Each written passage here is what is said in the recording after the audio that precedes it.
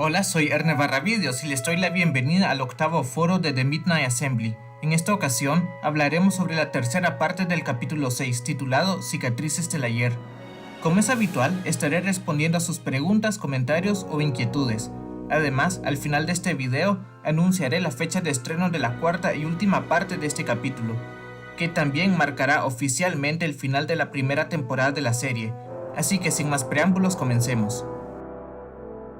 Han pasado 2 semanas desde los eventos de la parte 2. Ernesto finalmente fue dado de alta en San Mungo y regresa a su cabaña en el campo junto a Penny.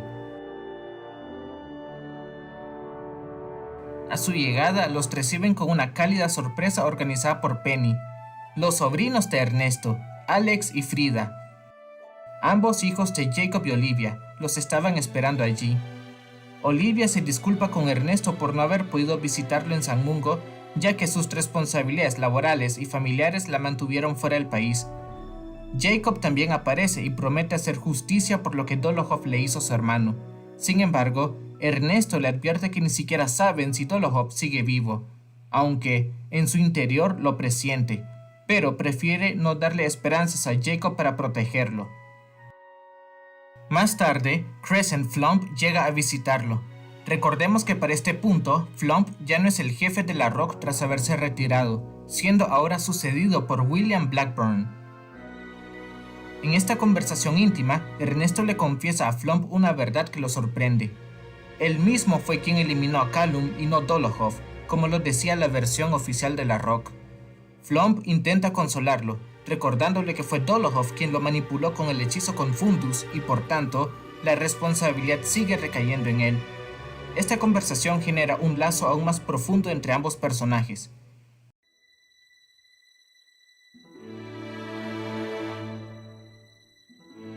Flump se queda a cenar con ellos y Jacob decide pasar unos días más en la cabaña para apoyar a Ernesto en su recuperación.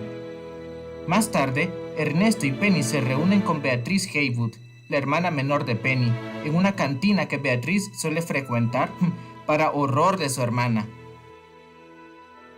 Durante la conversación, Beatrice reflexiona sobre el cambio personal, recordando su experiencia tras haber sido víctima de la maldición del retrato en Hogwarts. Le transmite a Ernesto que cambiar no significa volverse alguien peor, sino simplemente alguien distinto y que estas transformaciones pueden ser valiosas si no te destruyen. Posteriormente, visitan a Merrill en su residencia de Londres, donde conocen a su esposo Dylan y a su hija, Lyra. Dylan les comparte su propia historia. Perdió a su madre a manos de su padre cuando apenas era un niño, pero fue acogido por una familia Muggle, los Crane, quienes lo ayudaron a salir adelante.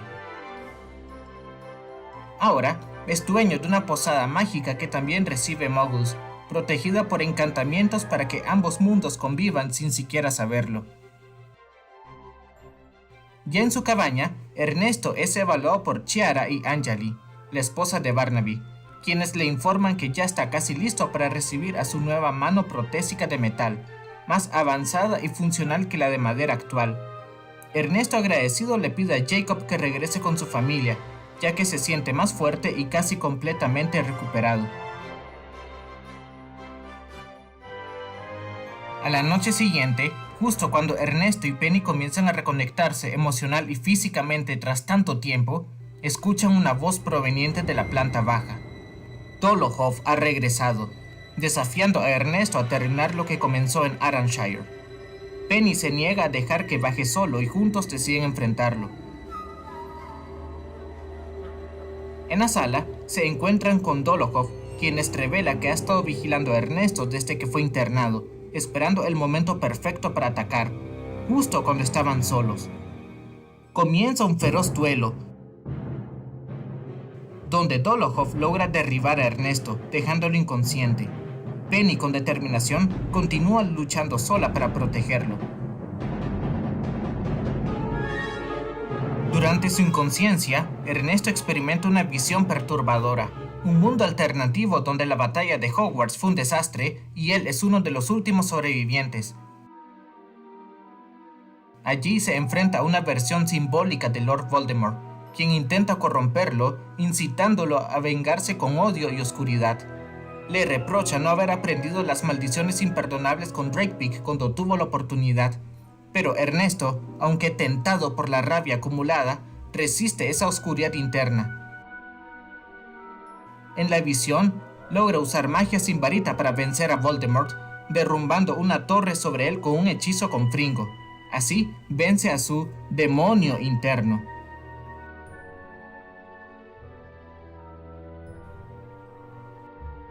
Ernesto despierta abruptamente y ve a Penny gravemente herida. Lleno de furia, Ernesto lanza Vulnera Corporis, una maldición que él mismo inventó, que ataca los puntos de presión dejando a Dolohov completamente paralizado y literalmente vulnerable. En un estallido de rabia, comienza a torturarlo lentamente. Sin embargo, Penny con sus últimas fuerzas logra detenerlo recordándole quién es realmente. Esto le permite a Ernesto recuperar el control y acudir a su auxilio.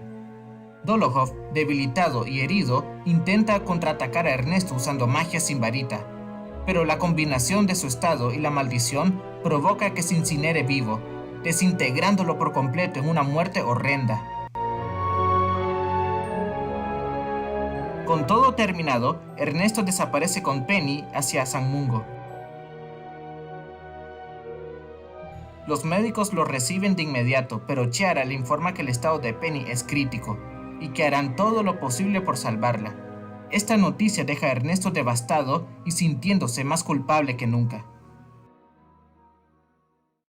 Ahora procederé a responder sus inquietudes o preguntas. Tenemos preguntas de Eduardo Colmenares. Dice: ¿Ernesto realmente habló con el alma de Voldemort durante ese sueño debido a su alto nivel de legeremancia, o fue simplemente una manifestación de su subconsciente? Bueno, lo que Ernesto realmente experimentó fue una manifestación simbólica creada por su subconsciente, influenciada por su culpa, su rabia contenida y su trauma reciente. La figura de Voldemort representaba a su demonio interno, una proyección de su miedo a volverse alguien como él, alguien que usa el dolor y la ira como motor y justifica la oscuridad en nombre del poder o la justicia. Así que si bien Ernesto posee un alto nivel de legeremancia natural, lo que sí le permite percibir y sentir emociones y pensamientos con gran profundidad, este sueño no fue una conexión mágica real con el alma de Voldemort. Fue más bien una visión interna producto del estrés extremo y del estado crítico en el que se encontraba, tanto física como emocionalmente. La batalla con el Voldemort del sueño fue una metáfora del conflicto entre la oscuridad y la luz dentro de sí mismo. Pero enfrentarlo y derrotarlo en ese entorno significó que, a pesar de todo, Ernesto seguía aferrado a sus principios y ya no estaba dispuesto a ceder ante el odio ni la venganza.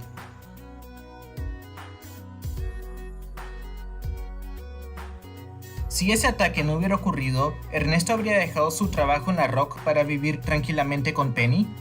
Bueno, realmente lo que pudo haber cambiado por completo la línea de tiempo y acercarla a la que vimos en el capítulo 1 en el sueño de Ernesto hubiera sido tomar la decisión de dejar la Rock como Penny le sugería y abrir juntos la tienda de pociones AP Potions en el callejón Diagon.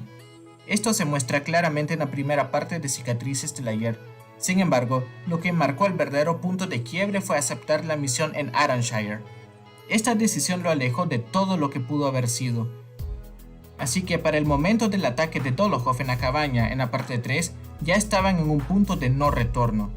Y aunque ese ataque profundizó su sentimiento de culpa, la oscuridad de esta línea de tiempo ya estaba trazada, y el rumbo de su vida había cambiado mucho antes. ¿Cuál es el recuerdo que utiliza Ernesto para invocar a su Patronus? Para este punto de su vida, el recuerdo que Ernesto utiliza para invocar su Patronus ha cambiado. Ya no es el mismo que tenía cuando era estudiante en Hogwarts Mystery. Con los años, ese recuerdo evolucionó hacia uno más poderoso: el día de su boda con Penny. Y, aunque este no es un recuerdo real, también influyen profundamente en su Patronus los sueños recurrentes que tiene sobre una vida alternativa. Una en la que vive feliz junto a Penny y su hijo Rowan. Aunque esa realidad no existe en esta línea de tiempo, El amor y la felicidad que siente en esos sueños son tan intensos que para él cuentan como si fueran verdaderos recuerdos, y esto basta para invocar a su patronus corpóreo, el unicornio. ¿El Ernesto actual es más poderoso que el Ernesto que vemos en estos recuerdos? Así es, el Ernesto del presente es mucho más poderoso, experimentado y astuto del que vemos en los recuerdos de cicatrices del ayer. Han pasado 24 años desde entonces, y durante todo este tiempo nunca dejó de entrenar ni de enfrentarse a situaciones límite. La vida ha estado llena de misiones, batallas, pérdidas y aprendizajes, lo que lo han convertido en un mago más completo, letal y equilibrado que el joven impulsivo que alguna vez fue. ¿El Ernesto actual ha llegado a eliminar criminales en secreto sin conocimiento del ministerio? Desafortunadamente sí. Un ejemplo claro ocurrió en el capítulo 2, cuando Ernesto eliminó a varios extorsionadores para salvar al pueblo de Arenvalle. El auror que llegó después lo confrontó por ello, pero Ernesto no lo hace por venganza ni placer, como pudo haberlo hecho en el pasado, sino solo cuando es estrictamente necesario para proteger a vidas inocentes. Esta es una de las diferencias más marcadas entre el Ernesto del presente y del pasado. ¿En qué nivel de poder se encuentra Ernesto dentro del universo de Harry Potter? Bueno, Ernesto dentro del universo de Harry Potter se ubica en un nivel de poder alto, aunque no absoluto. No es omnipotente ni invencible, pero sus habilidades lo colocan por encima de la mayoría de magos y brujas comunes, incluyendo muchos aurores, miembros del ministerio e incluso varios personajes canónicos. Recordemos que él domina hechizos complejos, magia sin varita, y ha creado su propia maldición como Vulnera Corporis, lo cual es una hazaña extremadamente rara y difícil, que no muchos magos han logrado hacer en sus vidas. La capacidad de usar magia sin varita lo pone en una categoría muy reducida. En el canon, solo unos pocos lo hacen de forma efectiva, como Dumbledore o incluso Voldemort, y con los años ha logrado perfeccionar esta habilidad. Ernesto también ha sobrevivido a múltiples traumas, batallas reales y misiones de alto riesgo. Esta experiencia lo ha hecho más fuerte, no solo física sino emocionalmente, lo cual es fundamental en el mundo mágico. Así que, resumiendo, no es tan poderoso como Albus Dumbledore en su punto más alto, ni tan naturalmente dotado como Tom Riddle en su adolescencia, pero está por encima de personajes como Kingsley Shacklebolt, Severus Snape o incluso Ojo Loco Moody en cuanto a habilidades de combate e inteligencia estratégica. Así que Ernesto puede considerarse como un mago de élite, con un poder excepcional, comparable a los mejores magos del mundo mágico posterior a la Segunda Guerra Mágica. ¿En qué nivel se encuentra Penny? Bueno, interesante pregunta. Penny Haywood, en el contexto actual de The Midnight Assembly, ha demostrado ser una bruja de nivel mágico notable, claramente por encima del promedio. Aunque en su juventud era conocida principalmente por su brillantez académica y talento en pociones, con el paso de los años ha evolucionado hasta convertirse en una hechicera formidable, con una capacidad mágica y emocional profundamente desarrollada.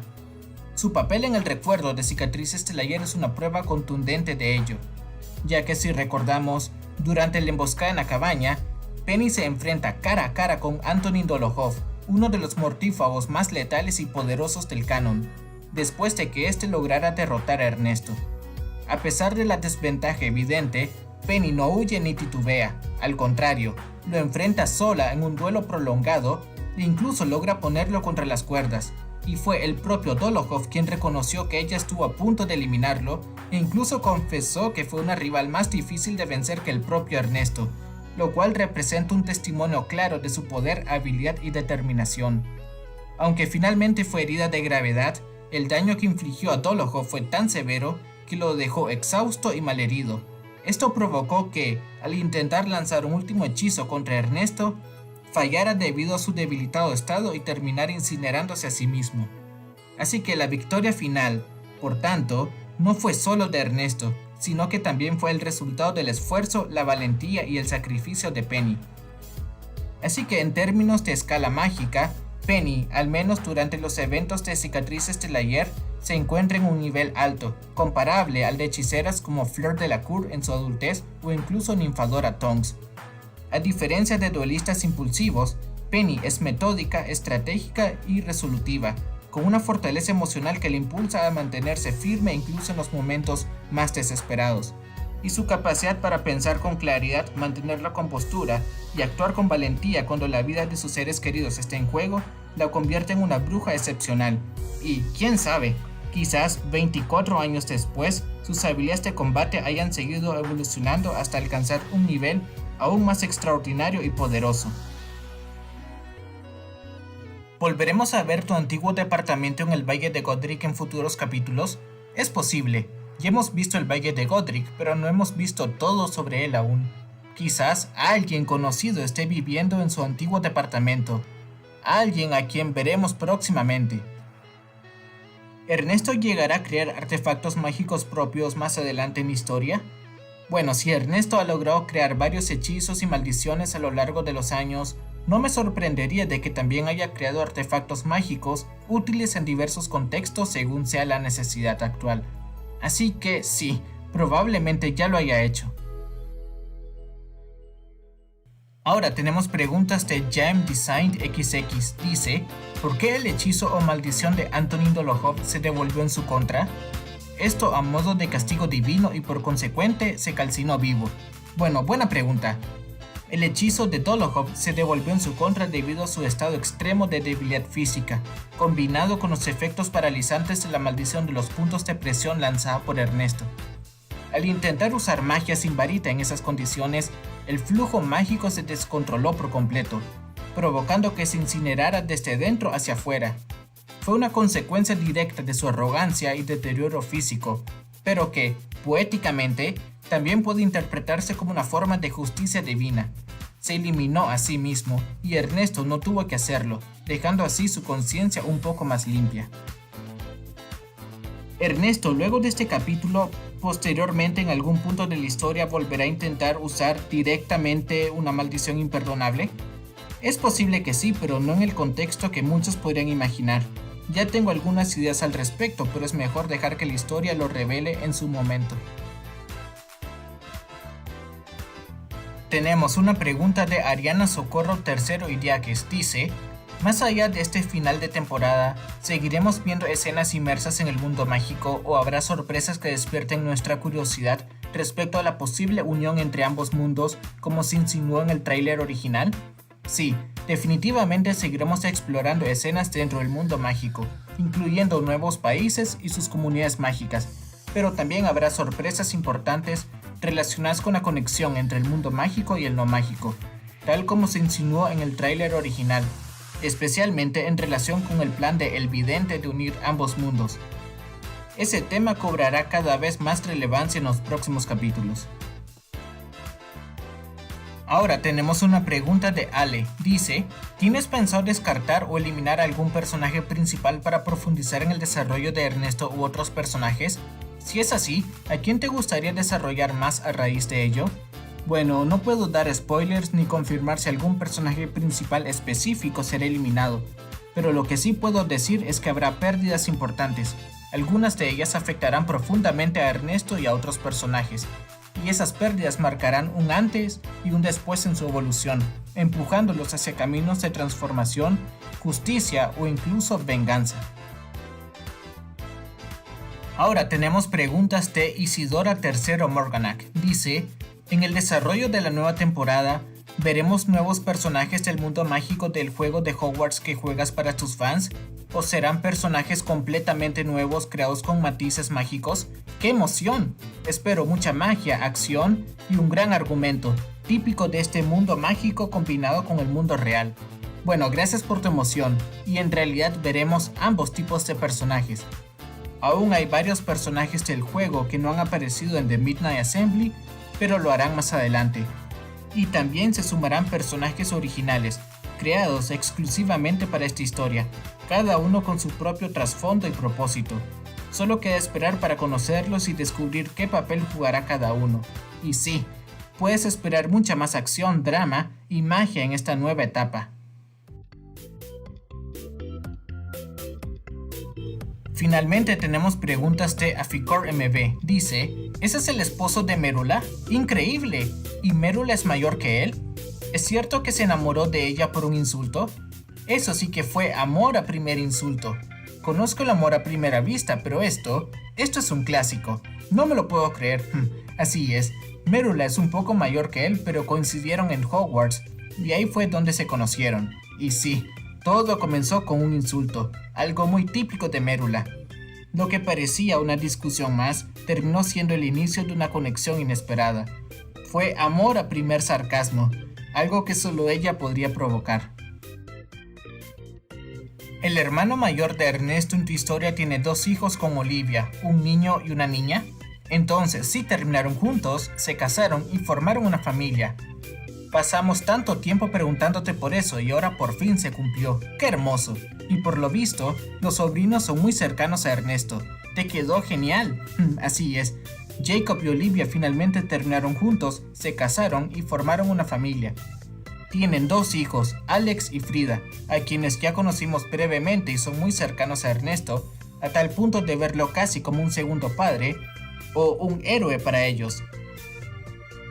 ¿Por qué Ernesto le confesó a su antiguo jefe que fue él quien eliminó a Callum? ¿Por qué decidió decir la verdad si sabía que se iba a sorprender? Ahora entiendo que su jefe también comprendió que no fue culpa de Ernesto, que estaba bajo el hechizo Confundus. Entonces, solo 3 personas saben toda la verdad: Ernesto, Penny y su antiguo jefe. Es correcto, por ahora, solo Ernesto, Penny y Flump conocen la verdad completa sobre la muerte de Callum. Ernesto decidió contarle a su antiguo jefe porque confiaba plenamente en él, y sabía que Flump, habiendo vivido también pérdidas dolorosas durante su carrera, podría entenderlo mejor que nadie. Más que una confesión, fue un intento de desahogo y búsqueda de consejo, y terminó siendo un momento importante de conexión entre ambos, ya que Flump no lo juzgó, sino que lo consoló desde su propia experiencia. ¿Cómo hizo Dolohov para encontrar a Ernesto? ¿Cómo supo dónde vivía? ¿Y qué pasó exactamente cuando Ernesto se desmayó y soñó con el Señor Tenebroso hablando con él? ¿Fue un sueño común o algo más profundo?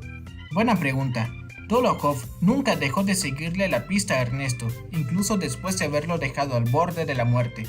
Aunque se mantuvo oculto durante todo este tiempo, esperó pacientemente el momento perfecto para atacar, y lo encontró cuando Jacob se fue de la cabaña, dejándolos solos a él y a Penny. En cuanto al sueño, no fue uno común. Fue una visión profunda provocada por el trauma y la carga emocional que Ernesto llevaba encima. La figura de Lord Voldemort representaba a su demonio interno, su tentación hacia la oscuridad y la venganza. No fue el alma real de Voldemort, pero sí una manifestación de todo lo que Ernesto temía llegar a ser. ¿Qué fue exactamente lo que le pasó a Penny? ¿Por qué se quedó entre la vida y la muerte? ¿Y qué fue ese hechizo que usó Dolohov que terminó incinerándolo y destruyendo la casa de Ernesto y Penny? Con respecto a Penny, lo que le ocurrió se mostrará en este mismo capítulo, así que no tendrán que esperar mucho para saberlo. En cuanto a Dolohov, no fue un hechizo específico lo que usó.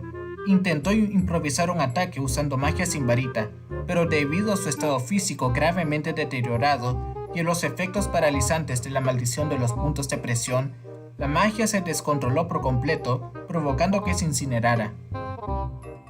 El hermano mayor de Ernesto se enteró de todo lo que pasó con él en el ataque de la cabaña y lo que le ocurrió a Penny, ¿o esa tragedia se mantuvo en secreto para los demás? Esta parte también la veremos desarrollarse en este mismo capítulo, pero lo que sí podemos decir por ahora es que Chiara y Anjali están al tanto de lo que ocurrió, ya que son quienes están tratando a Penny en San Mungo.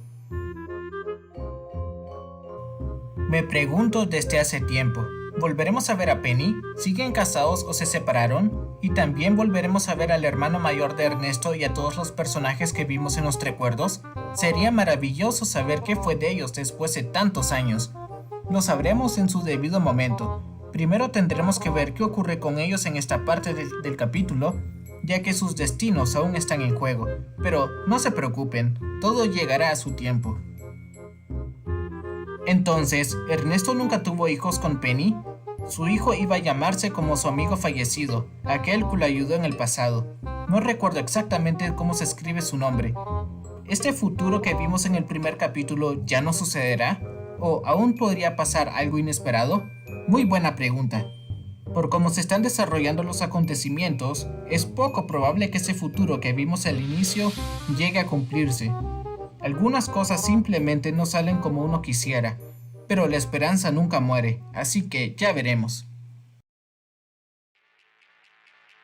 ¿Ernesto llegará a descubrir que la estatua que vio en el lugar es uno de sus antepasados? Tal vez su abuelo, bisabuelo o incluso su tatarabuelo. Sería genial que lo descubriera. Esa conexión con el legado familiar sería muy interesante. Sí, eventualmente Ernesto descubrirá que la estatua que vio pertenece a uno de sus antepasados y estará plenamente al tanto de ese legado familiar. Este descubrimiento no solo lo conectará con su pasado, sino que también podría tener implicaciones importantes en la historia actual. Todo está más entrelazado de lo que parece. Y por último, ¿volveremos a ver a nuestro gigante favorito que trabaja en el colegio de magia y hechicería? Me encantaría. Es un personaje entrañable, amante de las criaturas mágicas. Sería genial tenerlo de regreso. Así es, nuestro querido gigante regresará en este próximo capítulo. De hecho, ya aparece en una de las imágenes que compartí como adelanto en una publicación de la comunidad. Muchas gracias a todos por participar en este foro y por sus preguntas. Espero que hayan disfrutado de esta sesión y los invito a estar atentos a futuros foros y episodios de la historia, donde seguiré respondiendo a cualquier duda o comentario que puedan tener.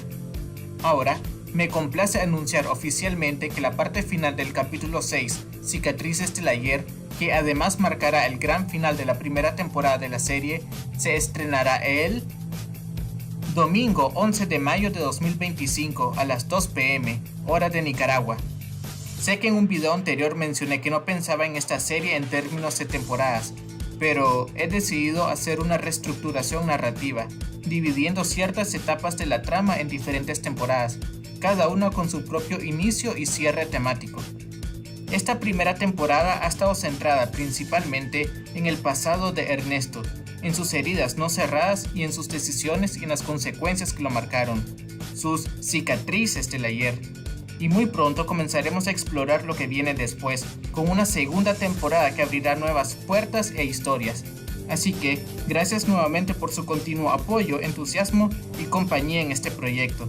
Por ahora me despido y nos vemos muy pronto.